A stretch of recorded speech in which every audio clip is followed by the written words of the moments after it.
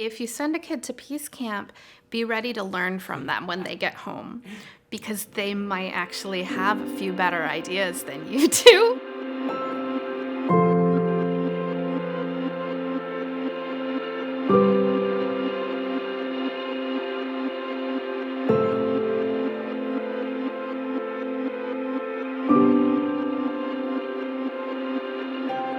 I'm not sure we were aware where the Lord was leading us, but peace began to be a word we used a lot.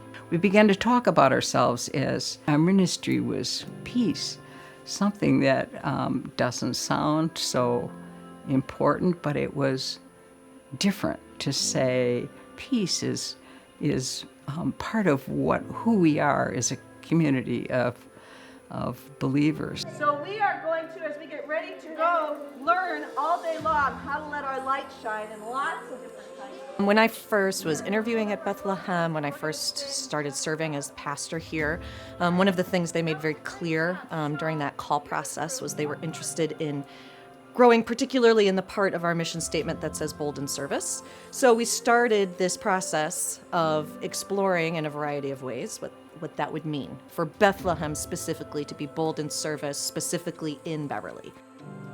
I've heard, other people that aren't affiliated with this church in any other way speak positively about the church, because, just because of that experience that they've had with Peace Camp. 3 years ago, we had an art exhibit from Minnesota. It was on peace themes, and it was very well attended. And then that led to Peace Camp and then Peace Team. One really nice thing that I've seen as a community member is more people know about us.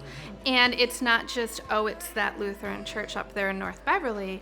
It's, oh, that's the place that has Peace Camp. I know who that is. And so within the congregation, I think it's a point of pride because it allows us to have something concrete that we can point to in the neighborhood. Vacation Bible schools used to be aimed at mission outreach.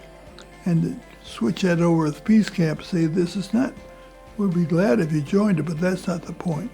The point is you be trained as a child in how you resolve things without conflict or surely without violence. And from having a little vacation Bible school with just a few kids, they offered Peace Camp, where kids could learn about peace circles and different kinds of people and how to treat anger in different ways.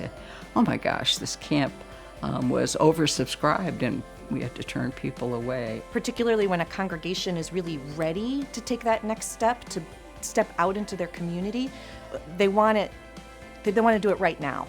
And sometimes that works, but sometimes it requires the timing being right. It requires the Spirit's timing and not ours. So in many ways, whatever we do, we try to enlarge beyond our own congregation the offerings we have so that peace becomes something that people think about first before they go off in an angry way to address an issue. Don't we all want peace?